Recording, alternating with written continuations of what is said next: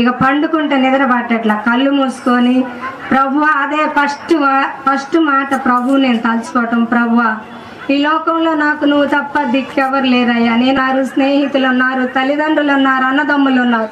నాకు నీవు కాక బ్రతికిస్తే నీ సాక్షిగా నేను బ్రతుకుతా, చనిపోతే నీ సాక్షిగా నేను చనిపోతానని చెప్పి ఆ 3 టాబ్లెట్లు వేసుకొని ప్రార్థన చేసుకోండి గారు. వీళ్ళు కనపడ్డారు. అసలు ఏంటి నాకు ఇలా కనపడిందని చెప్పి నేను లేచిపోయి మా వస్తున్నారు. ప్రార్థన చేస్తుంటే మా అయ్యగారు యేసురాజు గారు లేచి, ఏంటమ్మా ఏంది నీ పరిస్థితి అని అడిగినప్పుడు, అన్న ఇట్లా సంగతయ్య గారు నాకు 24 గంటల కడుపులు నొప్పని డాక్టర్ గారు చెప్పారు. మరి హాస్పిటల్కి వెళ్తే 15,000 అయితే ఆపరేషన్ చేస్తాడు. అయినా నువ్వు బ్రతుకుతావని నాకు నమ్మకం చెప్పలేదు.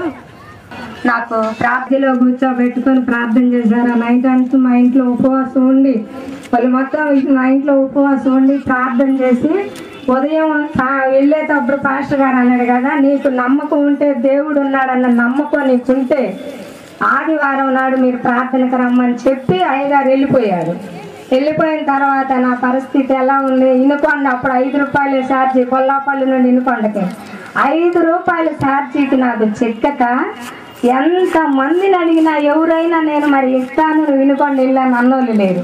అప్పుడు ఏం చేస్తా, ఆదివారం నాడు ప్రార్థనకు పోవటానికి డబ్బులు లేక ప్రార్థన చేస్తా. ఆదివారం ఉదయం 9 గంటల నుంచి మధ్యాహ్నం 3 గంటల వరకు దేవునితో పోరాటం చేసి ప్రార్థన చేసి, నాకు ఇవాళ నీ సన్నిధికి వెళ్ళటానికి కూడా నాకు డబ్బులు లేని స్థితిలో దిక్కులేని అనాథగా నేను ఉన్నాను. కాబట్టి నీ చిత్తం అయితే వచ్చే ఆదివారం నాకు నువ్వు ప్రార్థనకు నన్ను నీ సన్నిధికి నువ్వు నడిపిస్తే నేను నడుస్తా, లేకపోతే నాకు మరణమే. ఇక నేను ఏం చేయలేను, నా దగ్గర ఏం లేదని చెప్పి ఉదయం 9 గంటల నుండి పచ్చి మంచునీళ్ళు ఎరగకుండా నేను మోకాటి తండేసి ప్రార్థన చేసినప్పుడు ప్రభు నాతో ఏం మాట్లాడాడంటే, దేవుని నామములకు స్తోత్రాలు. దేవుడు ఏమన్నాడంటే, నీ పక్షాన నేను నీకు తోడై ఉన్నాను అన్నాడు. నా దేవుడు నన్ను బ్రతికించాడు. ఆ సమయం అట్లా పోయింది.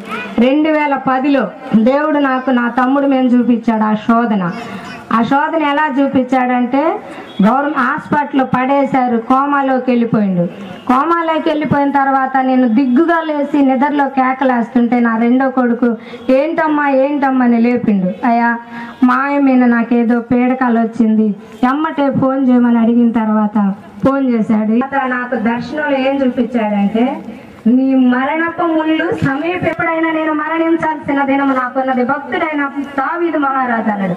ఎప్పుడైనా ఒక భక్తుడైన పౌలు గారు అన్నాడు, బ్రతుకుట క్రీస్తు, చావైతే నాకు లాభం అన్నాడు. నేను అదే తీర్మానంలో దేవుడు నాకు సమయాన్ని ఇచ్చాడు. ఈ 6 నెలల్లో నేను బ్రతికితే నీ సాక్షిగా ఉంటాను, మరణిస్తే నీ సాక్షిగా నేను మరణిస్తాను.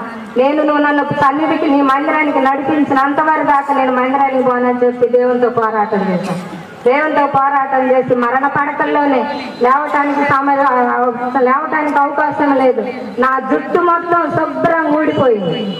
ఎంత జుట్టు అంటే నా జుట్టు అలివి కాని జుట్టు అన్నమాట. ఒక మనిషికి జడేయటానికి చేత కాని జుట్టు నాది, శుభ్రంగా జుట్టు ఊడిపోయింది.